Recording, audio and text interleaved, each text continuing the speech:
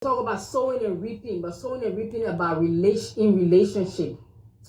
Many young men, whether black or white or African or American, but this is a heavy thing in African culture. That's why I want to address it. And what am I addressing? In your young years, your young days, in your 20s and early 30s, you will date a lot of women, and some of you will mess them up, cheat on them, deceive them, verbally, physically, emotionally, sexually abuse and abandon them. You just damage them, and then you dump them. When you hit 35 and 40, then you're looking for a pure, undamaged, undiluted, uncontaminated virgin to marry. Really, this is an African thing. So all your years of dating before you got married, all the women you have hurt and abused and damaged and dumped. Now you want to get married. Now you want a pure virgin that has never been tampered with, whether sexually or emotionally. Somebody that is pure, not only in a virgin sense, like a sexual virgin, but virgin like mentally, emotionally, they have never been in a relationship, so they are just pure and innocent. That's who you want to marry. Well, I got news for you. There's something called sowing and reaping. I say there's a law that God put into effect.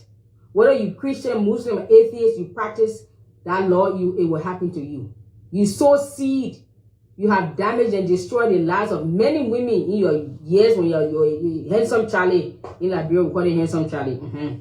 But in your young days, running around this a handsome stud, sowing your wild oats and your royal oats everywhere, and then you drop these women. And then when it's time, when you want to settle down, you want to go find somebody that's pure, that hasn't been touched. Whether virginal, whether by her virginity, or mentally, emotionally, she's innocent, she's naive, she's just pure. How do you think that's going to happen? Will God be a fair and just God to give you somebody, daughter that is pure, that hasn't been tampered with, whereas you have damaged somebody else's daughter? Who will marry on that one?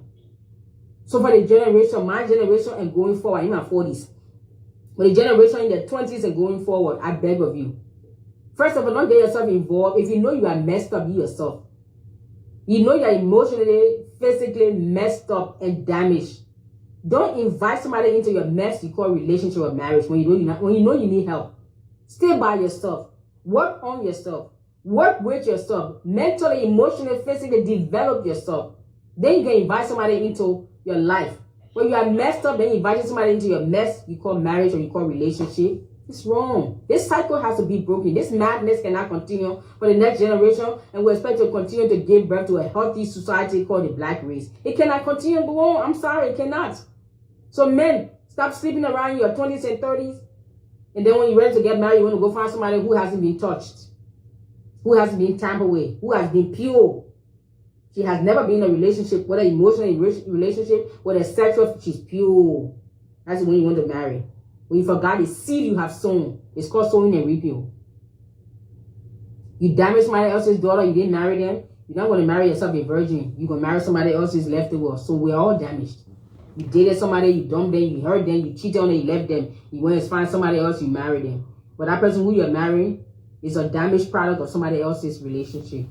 Just like you, who they're marrying you, you are also a damaged product from another failed relationship. You see how the vicious cycle continues? Can we end it? You see how the cycle is vicious and it never seems to end? And those demons that you have collected from sleeping around, you bring that demon into your marriage and you marry the other person, they're bringing their own demons. And together, you got a house full of demons and demoniac, and they say they want to have marriage, they want to play house, they want to give birth. You see the madness? You see? Even the women, in their young days, when they're young and pretty and sexy and had all the curves and all this stuff, they were in their young days in the college. I'm not judging you, but we want to talk the truth now. We want to be raw. This is not about judging or condemning. So, because some Africans will come here with their self-righteous, their dull mind, will miss the whole point and say, don't judge. Who are you to judge? This is not a matter of judging. This is a matter of talking the truth. So we can address the issue. Admitting we have a problem, addressing the issue is not judgment. Judgment is saying you are evil, you're going to hell. Addressing that we have an issue in our society, in our culture, addressing that issue and finding a solution and talking about it and shining a light on the problem. To find a solution is not called judgment. It's called discussion. Mental, emotional, and civilized and intelligent people will know to bring the problems to the table to find a solution. A person who is brainwashed by religion, and religion has deprived them of the privilege of becoming critical thinkers, they will come and say, don't judge. I'm not here for that nonsense. You put that on George, I will delete and block both of you in your comment, because that means this video, this channel, this conversation is not for you. It's only for the wise, the mature, the intelligent, the civilized, and those who are sick and tired of being sick and tired, those who want to find a solution to Africa's problem, beginning with themselves, beginning with me. This channel, this video is for you. The rest of you want to say don't judge, it's not for you. Switch off now and keep stepping. Now, as I was saying, the young women in their young days, when you're beautiful and slim and sexy in your maybe teenage, late teenage, early 20s and 30s, you also were sleeping around and dating with married men, isn't it? Hello, let's be honest. Now you are married in your 40s and 50s, and guess what? Somebody messing, some other young girl messing with your husband. What are you going to do? You praying for her to die. You call her the strange woman and she should die. But you forgot once upon a time, you too was a strange woman. So that person had prayed for you to die. And I'm sure they did, because it's a common prayer in the African culture. So that person had prayed for you, the strange woman, to die. You wouldn't be alive to be married now to pray for another strange woman to die. You see the seed? You see the thing called sowing and reaping? You slept with somebody's husband in your young days. Now you are married. Somebody else sleeping with your husband. You wanted to pray for them to die. It's called sowing and reaping. When will it end? Will it ever end? Do we want it to end? Do we want to even address it?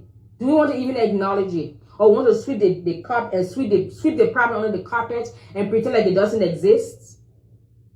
Isn't that what got Africa in the mess she's in today? We don't want to discuss anything. Anything that will bring any kind of betterment or solution or resolution to our problems, we don't want to address. We want to only talk about and discuss things that have nothing, that have no benefit to our growth, our personal or corporate growth. We don't want to discuss anything that has to do with growth. No, it is useless gossip and idle chat. We can talk about that for hours. Idle chat, useless gossip, idle shallow conversation. We can spend hours talking about that. But you want to go deep and cut deep and go to the root cause of our problem. Nobody wants to address it. And when you try to address it, you say, don't judge. Who are you to judge? I don't have time for that. Don't even come with me with your foolishness. You will be blocked. Yes. So back to my problem, to my question, or my issue, or my renting, whatever you want to call it. Back to it. Young men and young women, they see that you are sowing right now in your life, that you call relationship, and you happen to dump that person for whatever reason. Listen, you will reap it. Every one of us will reap it. You may not like it. You cheat on somebody, the person loves you, they take care of you, and you find somebody else who you think is better, and you dump them, and you don't even have the decency to call them or to break up with them privately or whatever, and you move on, and you think it is well because they don't call you, or they don't have anything to do with you. That seed you sow, it will find you. Every man will reap what he sowed. If that person's heart was clean and pure towards you and it had no evil, and you treated them like trash, you will reap it. Every one of us will reap what we sow. You won't get away with it. Don't think you're not going to pray it away. You're not going to fast it away. You're not going to sow seed away. There's something called sowing and reaping. My friend, you will reap it. So since you don't want to reap evil, you don't want to reap pain and heartache and disease and whatever, please begin to live a life of peace. If you know you're not ready for a relationship and you are messed up and you are broken and you are damaged, stay alone and work on yourself and fix yourself before you invite somebody into your mess you call relationship and end up messing them up and dumping them and keep moving on, and the vicious cycle continue, and we all damaging each other left, right, and center, and then at the end of our life we want to settle down and have a marriage and live happily ever after, or you are so nothing but seed of damage, destruction, confusion, dissension. You are even, some of you have wrecked marriages along the way in your young life. Now your time to settle down. You want to have a peaceful, live happily ever after marriage. Excuse me. It's called sowing and reaping. So beloved, let's all check our heart. Now and going forward, I keep saying, if you know you're not ready for a relationship, don't cling to somebody and look to them to even make you happy. It is nobody's job to make you happy and feel fulfilled but yourself. When you are secure and happy and fulfilled within yourself, and you meet another person who is happy and secure within themselves, then together you can live a life happily ever after, if there's even such a thing. But you are broken, damaged, destroyed, wounded. You meet somebody else who is broken, you put it together, what's going to have? A bunch of broken mess.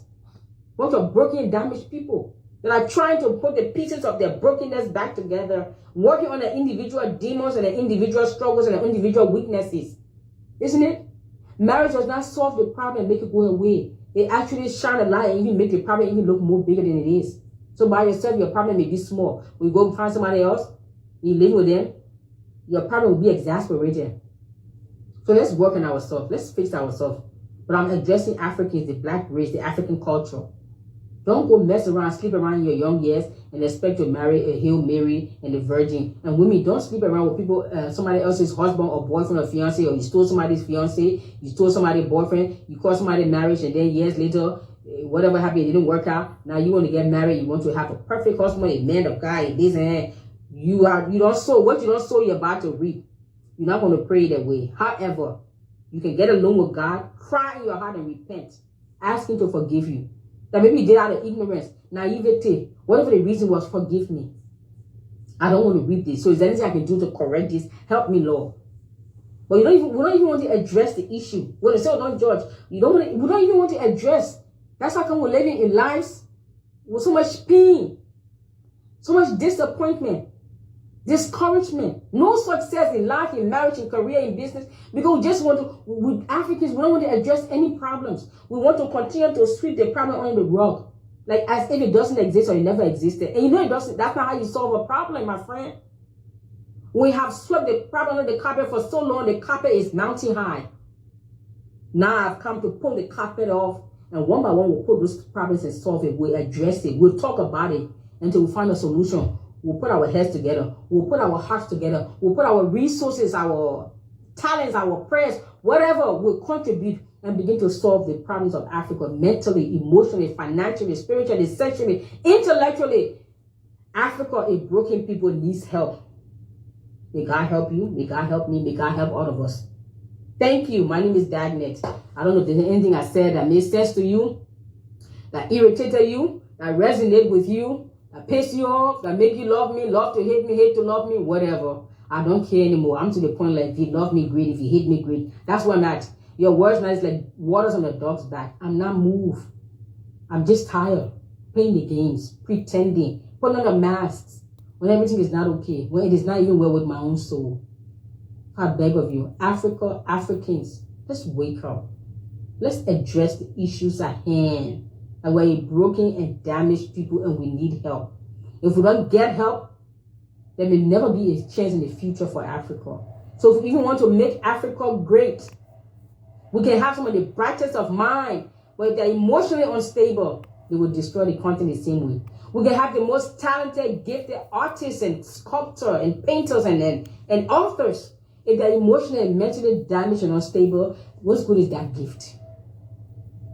That you may not be 100% perfect in your emotional stability, but let's get to the point that we know and we acknowledge that this is my fault, this is my flaws, this is my weakness, this is my issue. I need to work on this. Let me get some help, as opposed to making excuses, justifying it, using religion, and don't judge, and don't can't air our dirty laundry. I'm going to air it. I'll tell you that right now. I'm going to air my own. I'm going to air your own. I'm going to air Africa's dirty laundry, because we need to bring the dirty laundry out of the closet because it's stinky and it needs to be washed. How you like this Thank one? you. Heaven sent. Aren't we all sent from heaven? Aren't we all sent from? I'm heaven sent. So are you. Listen, I have this for babies, teenagers, adults, young, old, because we are all sent from heaven. We're all heaven sent. And we also were put on this earth to come and turn this earth into a little bit of heaven on earth. To turn it into days of heaven on earth. So order, place your order. Compliments of heaven, heaven sent. You got a little baby, boy, girl, niece, nephew, or for yourself, or your mom, Mother's Day is coming up. Heaven sent. She will love that. And my baby thinks I'm heaven sent. How awesome is that? Isn't it? So let me know. Place all your orders, and I really appreciate everyone. I thank you so much. Without those who support the small businesses, I don't know where we're going to be, where we will be without your help and your support. So thank you so much. Thank you guys so much.